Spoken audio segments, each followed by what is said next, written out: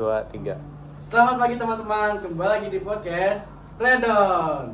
Nah, jadi hari ini saya sendiri aja teman-teman, karena kawan saya Brandon lagi berhalangan ya, tidak bisa datang. Tapi ya sudah. Nah, hari ini kita ingin membahas salah satu hal yang dekat dengan kita teman-teman, yaitu AI dan robot. Nah, apa sih dampak dari AI dan robot ini? Nah, biar kita tahu lebih lanjut, hari ini saya sudah mengundang salah satu mahasiswi dengan lulusan terbaik asal Indonesia yang berkuliah di Amerika teman-teman. Lebih tepatnya ada di Georgia Institute of Technology. Nah, tanpa lama-lama lagi langsung saja kita undang Valerici. Selamat pagi Valerici. Nah, silakan duduk. Oh iya, salah gua. Nah, sebelumnya aku mau berterima kasih banget nih karena udah datang di podcast ini. Terima kasih juga udah mengundang. Sebenarnya aku udah nggak sabar banget nih, pengen. Kalau nggak salah kamu juga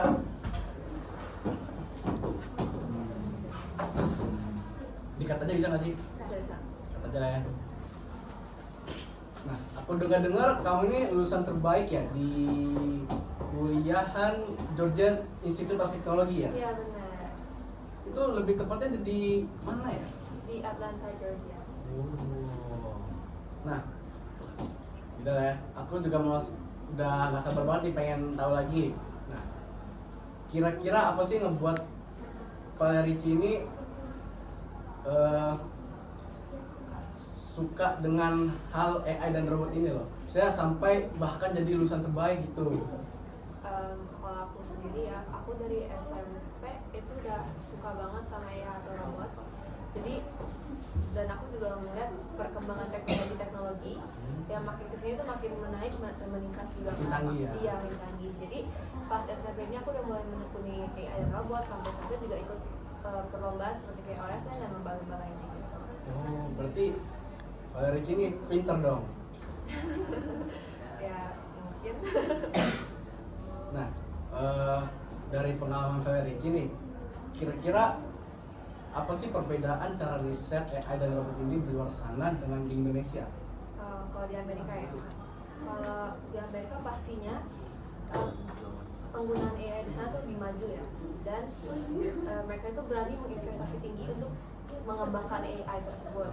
Tapi kalau di Indonesia nih, yang saya lihat mereka lebih ke pengembangan di kapasitasnya aja. Jadi simpelnya itu kalau di Amerika itu mereka mengejar dan mengembangkan inovasi, sedangkan di Indonesia itu cuma membangun kapasitas doang. Jadi bisa dibilang Amerika itu masih jauh lebih maju ya? Iya. Oke. Terus menurut Anda nih, bagaimana peluang anak muda yang ada di Indonesia ini bisa bersaing dengan orang-orang di luar sana dalam hal AI ini?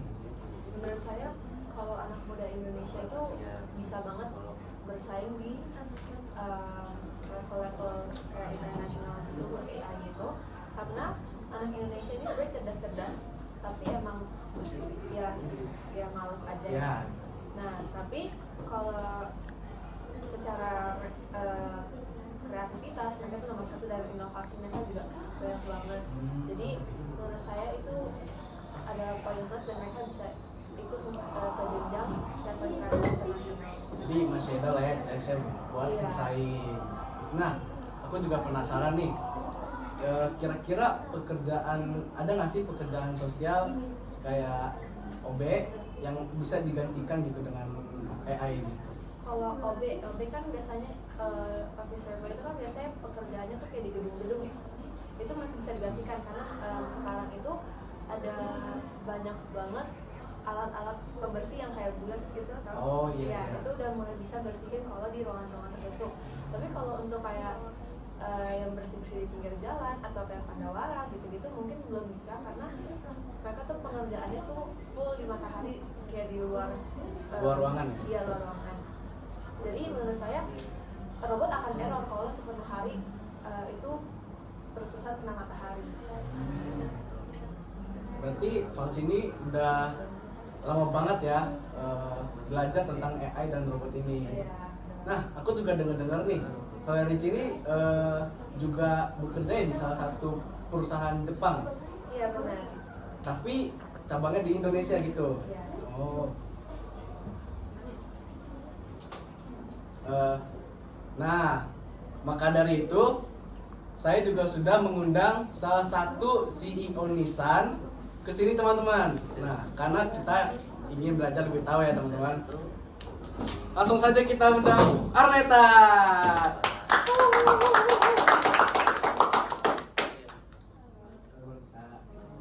Silakan duduk, silakan duduk. Sebelumnya terima kasih banyak Ibu Arneta karena sudah ingin datang ke podcast saya ya. Nah, aku dengar-dengar kalian berdua ini saling kenal ya? Iya. Wah, kebetulan banget nih teman-teman.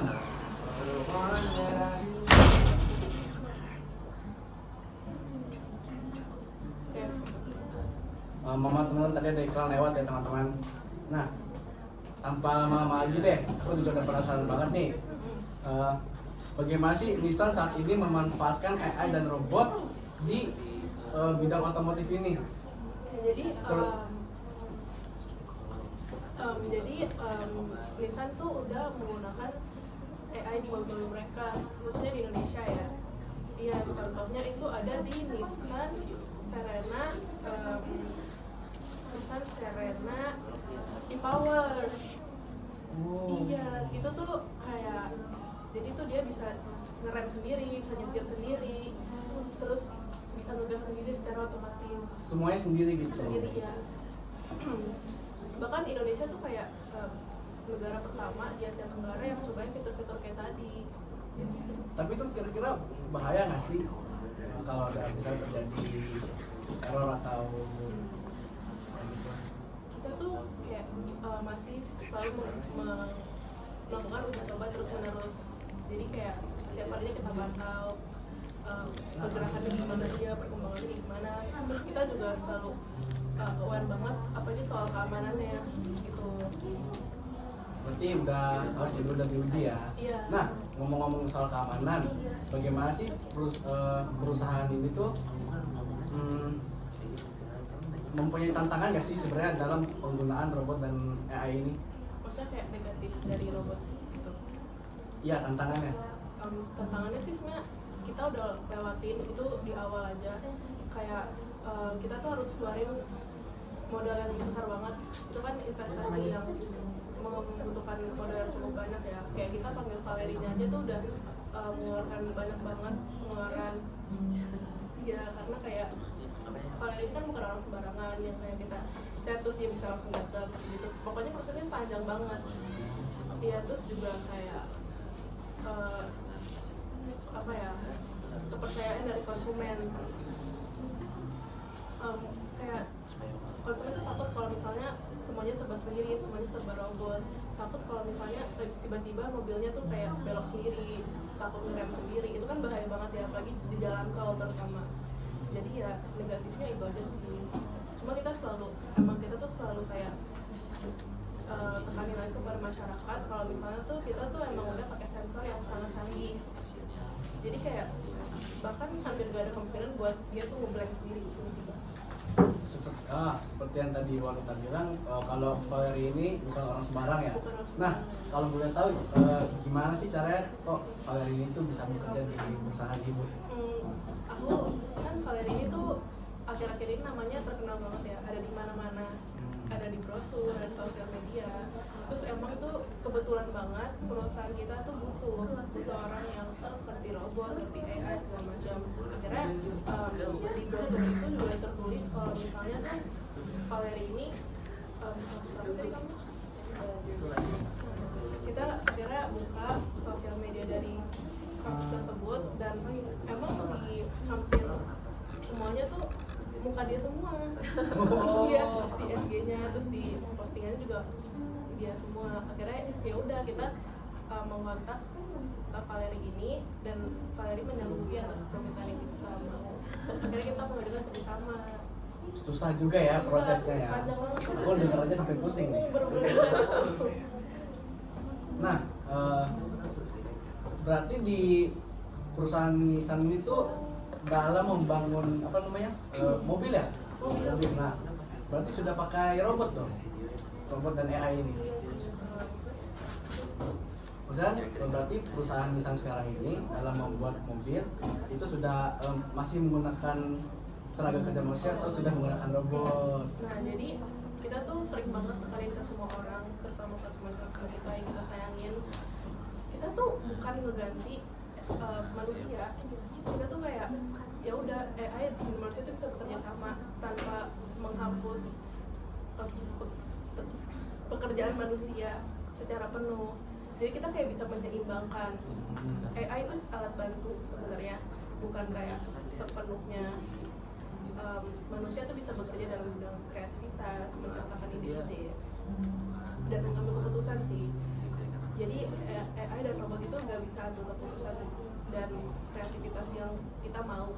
Jadi masih butuh manusia ya. Jadi AI sama manusia itu harus seimbang gitu, harus saling kerjasama. Ya, tapi manusia yang lebih banyak. Nah, dari sudut pandang perusahaan nih, bagaimana sih Nissan menjaga agar AI dan robot ini tuh apa ya, tidak menimbulkan kekurangan lapangan pekerjaan? Kalau misalnya dalam perusahaan kita sendiri tuh kita tuh sebenarnya kita tuh nggak bakal mengganti sepenuhnya gitu loh. Kita tetap butuh jasa manusia. Kita juga kayak nggak mungkin gitu kalau misalnya robot dan AI yang kerja sepenuhnya.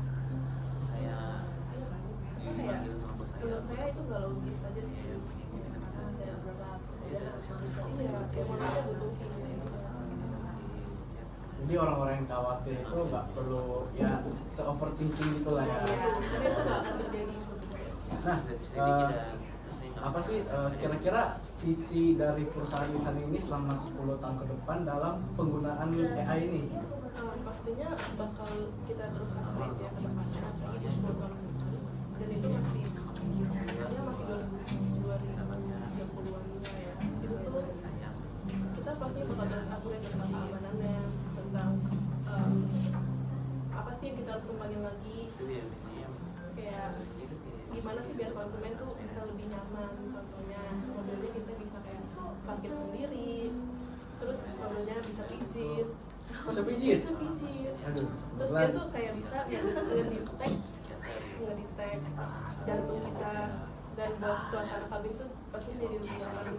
Tinggi banget tuh. Canggih banget ya. Kayak sampai saya nangis ya. Kita tuh keluarin mobil yang keren banget tapi dengan harga yang terjangkau.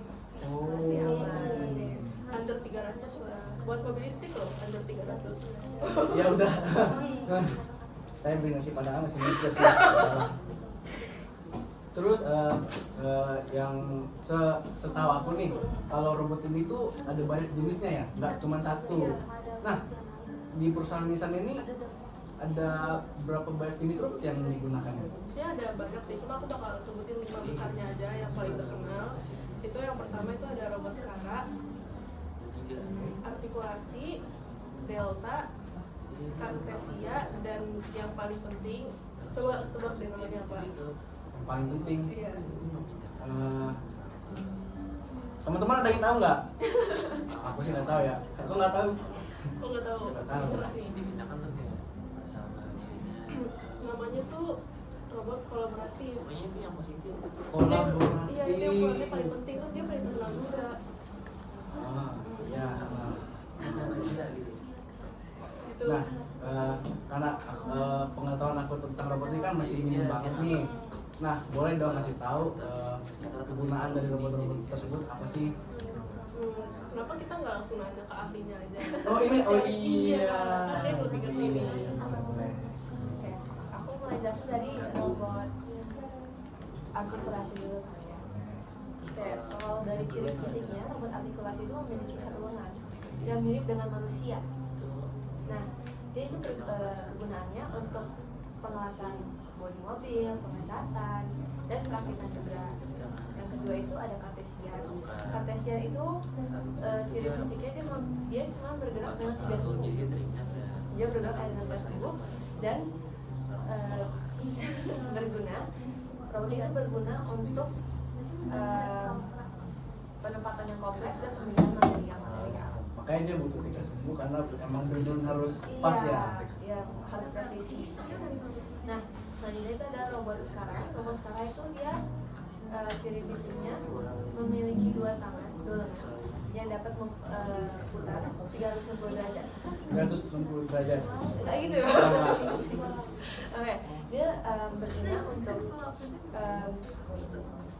tugas-tugas yang memerlukan perakitan yang cepat gitu, yang cepat. Jadi kalau lagi perlu hal yang urgent pakai si kakak ini. Nah, biasanya yang Delta, robot Delta itu memiliki ciri fisik, dia memiliki 3 lengan. Yang 3 lengan? Iya, tapi 3 lengan ini tersambung sampai titik. Oke. Ya, dan dia berguna untuk pick and place yang cepat. Jadi dia mengambil dan menempatkan yang cepat gitu. Oh, oke. Tapi pastinya dengan presisi juga. Oh, iya. Mantap. Yang terakhir nih yang paling penting. Oh iya, tadi juga kita udah bilang ya. Itu cobot atau collaborative robot atau Indonesia itu robot kolaborasi. Tapi nisannya sendiri itu menamakan UR10 atau UR10. UR. Iya. Maaf. Oh, bukan, maaf. Oke. Kalau robot ini itu robot yang khusus dirancang untuk bekerja berdampingan dengan manusia. Jadi kalau tadi ada rumor-rumor yang bilang Nissan tuh menghilangkan peran manusia banget. Sebenarnya kita khusus mendesain robot ini untuk mempekerjakan manusia juga, jadi tetap ada manusia di Nissan tersebut. Nah, penggunaan robot ini itu untuk mengangkat beban yang sangat berat, yang berat dan harus disuruh dengan manusianya langsung. Oh, mungkin namanya kolaboratif. Jadi Iya. manusia yang menggerakkan gitu maksudnya. Iya. Nah, tapi robot ini juga memiliki berat tertentu. Jadi berat beban yang dapat diangkat itu cukup cuma sekitar 10 kg doang. Dan jangkauan yang bisa dijangkau oleh robot ini itu sekitar 1.300 mm atau 1,3 meter. Nah, cukup rumit ya sebenarnya ya. Ya. Aku juga sampai selek juga tadi. Nah, tapi menurut kalian nih, kira-kira AI dan robot ini tuh apa sih? Dia udah membuat perubahan apa di Indonesia ini atau di global? Bebas siapa aja? Mungkin aku dulu kali ya. Di global ya, dalam global sendiri tuh berat banget buat bantu manusia, buat pekerjaan jadi lebih efisien, jadi lebih cepat, jadi lebih hasilnya tuh lebih bagus lah ya daripada kalau punya full manusia. Tapi ingat sekali lagi itu buat alat bantu, bukan sepenuhnya gantiin peran manusia. Terus juga ya kita tuh emang keluarin modal yang cukup banyak banget di awal, tapi itu investasinya jangka panjang. Kedepannya kita nggak perlu lagi bayar uang bulanan, uang pesangon, uang bilangnya benar soalnya diselidikin. Jadi banyak banget lah ya benefitnya. Terus kalau tadi kan yang di global, kalau yang di Indonesia bagaimana? kita mau jawab. Kalau untuk di Indonesia mungkin udah mulai banyak banget yang menggunakan AI robot, karena AI dan robot ini makin berkembangnya cepat banget, pesat banget. Jadi kayak kena PHK karena robot itu kan nggak harus dibayar per bulan juga. Jadi menurut mereka AI itu menguntungkan karena kerjanya konsisten dan efisien. Sedangkan kalau manusia kadang muter-muter, apalagi kalau perempuan kan itu PMS ya gitu-gitu. Jadi kayaknya naik turun. Tapi saya juga kurang paham. Nah, dari yang saya dengar nih, banyak juga orang yang khawatir kalau AI ini tuh berbahaya gitu. Saya pengen tahu nih, AI itu sebenarnya dia ini membawa ancaman atau membawa peluang ke dunia pekerjaan ini? Nggak berilmu banget itu jawabannya. Kalau menurut aku pribadi 50-50 sih, karena ada ancaman ada peluangnya juga. Kalau ancaman mungkin untuk para pekerja kayak karyawan-karyawan itu Tergantikan gitu. iya bisa tergantikan dan banyak juga kan yang udah PHK. Ya. Nah, tapi kalau untuk kayak orang-orang yang ingin memulai usaha atau sudah mempunyai usaha itu untuk mempunyai robot itu adalah satu kesalahan karena robot ini kan emang kalau di awal dalam pembuatan itu mahal ya, cukup mahal. Tapi dia nggak perlu dibayar per bulannya seperti manusia karena servisnya robot itu sekitar 2 sampai 4 bulanan sekali. Jadi nggak perlu per bulanan dan nggak harus mengeluarkan uang besar selama berbulan-bulan gitu. Oke, kalau menurut Ibu Arneta? Boleh dulu nggak pertanyaan? Nah, Pak, jadi kan yang tadi saya bilang banyak orang-orang yang khawatir kalau AI ini membawa ancaman. Nah, saya pengen tahu AI ini sebenarnya itu membawa ancaman atau membawa peluang gitu loh. Maksudnya dalam aspek pekerjaan? Ya, Ya kurang lebih sama sih kayak robot. Kalau manusia tuh jadinya digantikan sepenuhnya ya. Walaupun sebenarnya diganti gitu, nggak kayak gitu, tapi kan kita nggak tahu perusahaannya itu kayak gimana sistemnya. Mungkin aja tuh emang manusia dihilangin secara penuh, jadinya ya udah di PHK semua dan mengurangi pekerjaan manusia sebenarnya. Jadinya kayak ayam kerja itu dengan manusia. Itu yang dikhawatirkan sebenarnya. nah banyak juga nih orang yang bertanya-tanya kira-kira nih pekerjaan apa aja sih yang bisa digantikan oleh AI ini selama 5 sampai 10 tahun ke depan itu? Sedua kali. Aku dulu mungkin ya. Kalau menurut aku pekerjaan yang dapat digantikan tuh kayak pekerjaan sopir. Iya, karena mulai dari sekarang aja udah banyak banget mobil-mobil yang menggunakan autopilot ya. Jadi supir-supir menurut aku udah nggak begitu digunakan karena ya tinggal kita duduk dan mobilnya mengendarai sendiri. Nah, selain itu juga ada kasir karena dari mulai sekarang aja juga udah banyak banget kasir yang digantikan oleh mesin seperti yang di Jepang. Di Jepang juga sempat viral ya. Kita sebelum kita masuk ke supermarket kita harus nge-scan kartu terlebih dahulu, terus kita belanja dan kalau udah selesai tinggal keluar aja dan itu otomatis terbayar. Kalau contoh di Indonesia kasir yang tergantikan seperti Gramedia karena Gramedia udah mulai menggunakan mesin untuk membayar, kayak kita tinggal taruh barangnya aja di mesin tersebut dan keluar total tinggal bayar dan Kalau menurut aku ini sebenarnya jarang-jarang banget. Tapi menurut aku sendiri tuh bisa aja perhatian psikolog tuh diganti sama AI. Kenapa? Karena kita tuh banyak orang tuh gak mengaku kalau misalnya kayak emang ada yang salah dari diri dia sendiri.